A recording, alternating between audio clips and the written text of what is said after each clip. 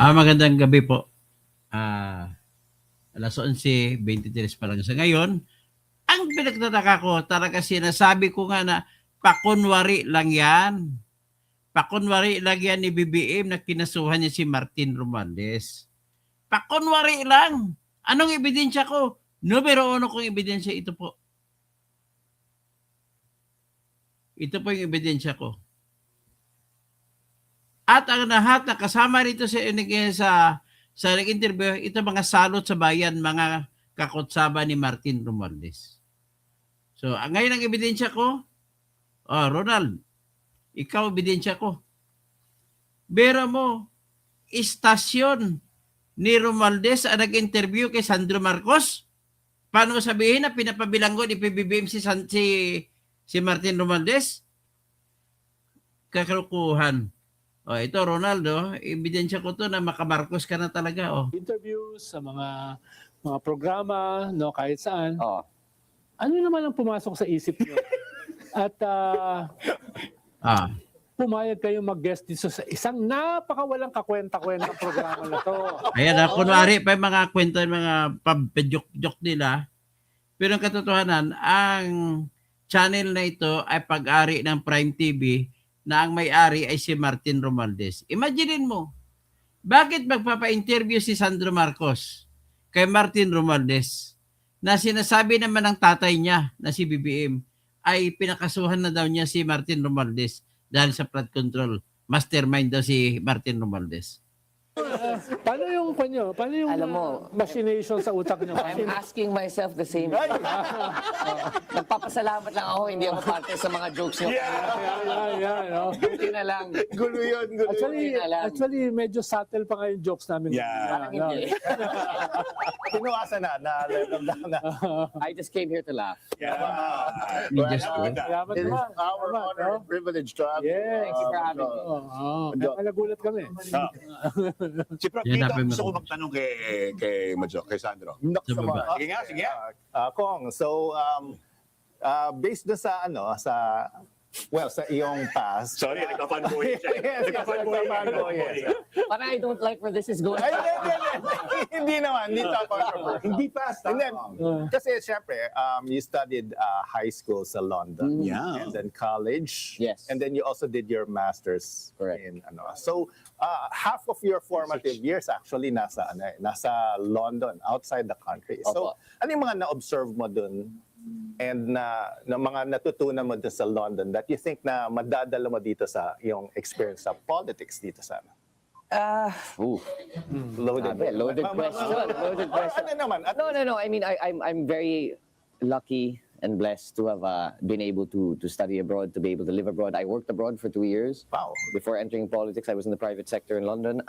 But I think, again, the fact that I was able to live a normal life, normal life abroad was very good for me, and I was able to stay grounded. And again, I find myself very lucky to have been able to do all of that. Wow. And I try and bring it in, and to have worked in the private sector before entering public service, I think was a very good thing for me. I was able to. So you lined up in coffee shops and you walked in the streets Like a normal person. and took the underground just like everybody else.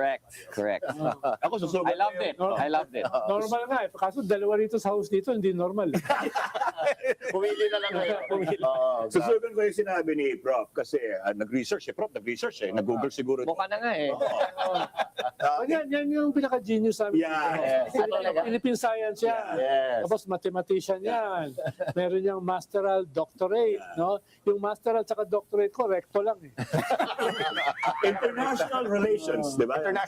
International relations and then development studies, my master's. Correct. Wow. Pero di ba, nasa ibang bansa kayo, you study their international relations. Ano yung konsepto ng ibang bansa sa politika dito sa Pilipinas? And bakit pumasok ka sa politika sa Pilipinas? Yes. Well, Yeah. let's split that into ano yung konsepto ng? Ng konsepto international, ng konsepto sa ibang bansa, Ah. international. Paano nila tayo tinitignan? No, parang gano'n, 'di ba? Tapos 'di ba, dito na sa Pilipinas ka, iba yung konsepto, konteksto. That's a good question. First, to answer the first question, I think lagi sinasabi ng mga tao na sobrang gulong politika dito sa Pilipinas. While that is the case, I don't think any other country is exempt from the same. If you look at the US, you look at the UK, ilang prime ministers sa UK in the last Correct. 6-7 years, I think 4 or 5. Right. In Spain, if you look at what's going on now, so political noise, political gulo is part and parcel of And let's not even everything. talk about the US. It's not exclusive Yeah. to the Philippines. Bakit ako pumasok? Because, again, I'm blessed and lucky to have lived the life that I live. And I think it's time to give back. Yun, giving back. Giving back, yeah. So you were surrounded by, well, essentially public service all your life. Makita mo ha? So Naglulukuhan lang your kayo house must dyan. have been super Tayo ang crowded, pinaglulukuhan ng mga yan. All sorts of people coming Always, in. always. You were used to the whole, the lines and the people in the waiting area. So siguro that's what developed your, well, not the taste, but at least the inclination towards it. Alam mo, it's funny you say that. That's why na nga nung nanalo si Pangulo in 2022, they expected me and my brothers to move into Malacanang with them. Right, right. I said absolutely not. Oh, so Way. not a lot of people know that. I Oo think. nga, ako, ngayon ko nila. No, it's just because, I mean, kung nakatira ka sa palasyo, or at least in Bahay Pangarap, where the president lives now, kahit anong oras, sa gabi, sa umaga, kung lumabas ka, there's always an ambassador, there's a general, sobrang gulo. And I said, not for me. So hindi ka sa palasyo nakatira. No. So hindi ka prinsipe ng Kunwari ka pa. In-interview nila, itong apat na to nag-interview, mga tauhan to ni Romualdez. At saka si Ronald Llamas naging tauhan na rin. Kasi si Romualdez po may-ari ng channel na ito.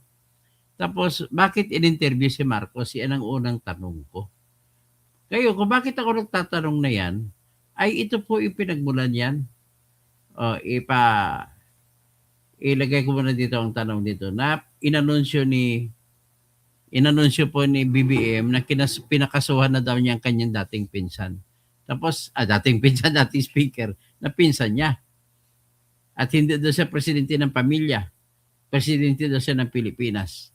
So, ang tanong, bakit si Sandro nagpa-interview sa TV mo? Ibig sabihin, ay pinupunyeta lang tayo ng mga yan, ng mga Pilipino. Ibig sabihin po, kunwari lang lahat, kasuhan kunwari si Romualdez, laruin ni Buhing Rimulyan lahat. Tapos ipapakita sa tao na kinakasuhan nila si Martin Romualdez na tinuturo nila na iyan ang mastermind. No, hindi ako papayag na si Martin Romualdez ang mastermind. Ikaw, kasama si Sandro, mga delivery, yung nag-deliver na si Bernard Toby na Marino, nag-deliver ng 5 maleta kay Sandro Marcos doon sa Paway, ay kasama sa umayaw. So, ibig sabihin, tinakot na ng mga Marcos yan. Ganun lang po ang aking. Ngayon, ito papakita ko sa inyo, concrete evidence, solid evidence po ito. Pinakita ko sa inyo kanina, yung stasyon kung saan nagpa-interview si Sandro Marcos, pag-ari ni Romualdez. Ito ngayon, pakinggan natin yung sinabi ni BBM ng suna niya. Kakapunyeta talaga. Ayan, pakinggan natin. Gaya ng aking ipinangako sa inyo, nagsagawa tayo ng malawakan at malalimang investigasyon na walang pagkikiling kahit kanino man. Masusi nating sinuri at sinundan kung saan tayo itinuro ng ebidensya. Ha? Lahat ng kailangan gawin ay Kunwari ka pa, nagkwento ka pa. ginawa natin upang matuntun ang punot dulo. Mayroon ng mga unang nakasuhan at nakulong, Ha? mga kontratista. Mga nakulong ang walang kwentang tao. Ang hindi mo kinukulong yung ikaw, sarili mo. At saka si Sandro, na kumuha ng maleta. Matataas na opisyal, Si Erwin Tolpo. pati na mga mambabatas. At dumating na tayo sa punto na ayon sa ombudsman, ay malapit na ang paghain Ha? patong-patong na kaso labang Ha? dating speaker. Masakit man sa akin ito, ngunit kailangan nating gawin. Dating ang tama. speaker, masakit na sa akin ito. Ha? Hindi ako Ulit-ulitin natin. Masakit man sa atin ito, sa akin ito. upang matuntun ang punot dulo. Mayroon ng mga unang nakasuhan at nakulong, mga kontratista, matataas na opisyal, pati na mga mambabatas. At dumating na tayo sa punto na ayon sa ombudsman ay malapit na ang paghain ng patong-patong na kaso laban sa dating speaker. Masakit man sa Sabi akin, mo, alis eh. ngunit kailangan nating gawin ang Lalo tama. Yula. Hindi ako pangulo ng aking pamilya. Ha! Hindi ako pangulo ng aking kaibigan. Ha! Ha! Kunwari ka pa! Pangulo ka ni ni Ben Reclamador. Ben Reclamador. Ako ay pangulo ng Alex, Pilipinas. Payas Torres. Ang tungkulin ko ay sa inyo, ang aking mga kapwa Pilipino. Ha! O, ngayon, paano mo sabihin na pinakasuhan mo si Romualdez? Ito, ipakita ko sa inyo, ini-interview ang anak mo sa TV station ni Romualdez, Prime TV. Paano mo paliwanag yan? Paano mo paliwanag na pin-interview mo sa Prime TV na pag-ari ni Romualdez ang iyong anak? Sige nga. Ayan si Sandro. Tingnan natin, Prime TV, PRTV, Prime TV Media. Yan po ang katibayan ng mga tauhan na pala ni Romualdez si Ronald Llamas. Akala ko na ba anti-Marcos yan, anti-Romualdez? Yan. Hindi, kanina natutuwa ako. Malayo. Kasi baka Yan, sabihin nila, interview yan, ha? tuwang lahat eh. Diba? Interview yan. Natutuwa ako na Sobrang layo. Katibayan yan. Ito ba yung dahil sa nag-research din ako? Kala sa yung panahon ng COVID. Ang interview na yan ang katibayan ko na with several of the- ginuguyo lang ang Pilipino, niluloko ng Pilipino ng mga Marcos. Yung mga ayu-ayu. Kunwari, pag suna sasabihin na kinakasuhan na Give me too much credit. si Martin I was a Romualdez. staffer in Congress. Pero ito ngayon, yung anak niya, ini-interview ng TV station ni Martin Romualdez. Anong makukuha mo dyan, Romualdez Tambe? Having worked in Grabe. Congress before I actually entered public service, malaking bagay para sa akin because at least Ay, nako. it was funny. Putang ina naman ito. First day, Kalukuhan na sa um, lukuhan na talaga nangyayari you dito. know, the job started presenting itself in the Ay, way it did. buhay. Parang nagulat ako because I would see others that were still there. Sabi ko, parang, alam ko na to. Ayan, I got surprised. Natuwang-tuwa pa si how much I Gago. actually learned. And then, so again, I consider myself very lucky. Kaya ako naman tinanong sa iyo, 'di ba yung baka akala nila Ito yung mga tanong sip-sip. Ang putang ina ninyo. Mga tanong sip-sip. Ano ba kayo? Sino ba itong mga ito? Hindi ko kilala yung mga kasama ni eh.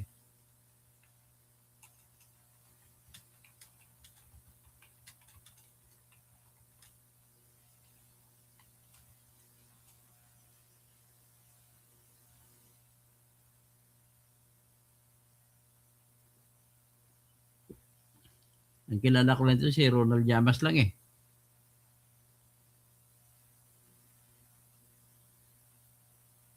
Michael Pahatin. Ano ba itsura niya? Matagal ko nang kilala ko. Bakit eh?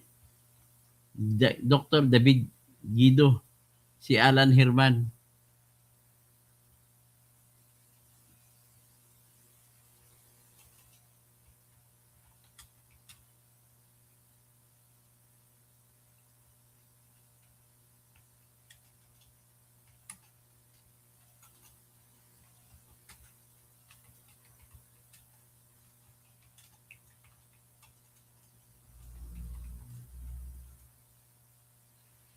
Ay, nako.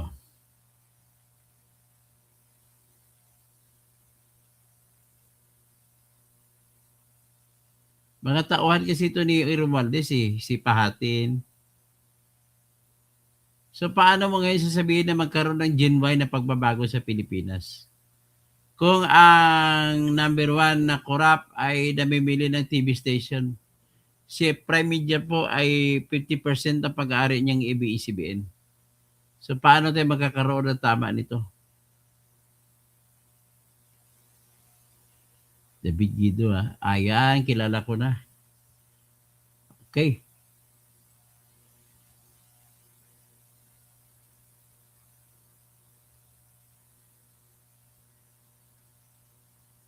Ay, nako. Puro mga nilukuhan ang nangyari. Sige, dyan na lang tayo. At least nakikita nyo na niluluko tayo.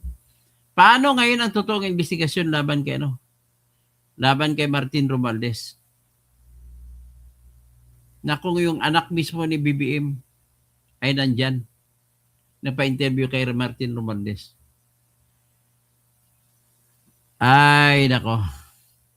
Bahala na kayo dyan. Pakishare-share nyo na lang para malaman ng bayan itong lukuhan na nangyayari. Hanggang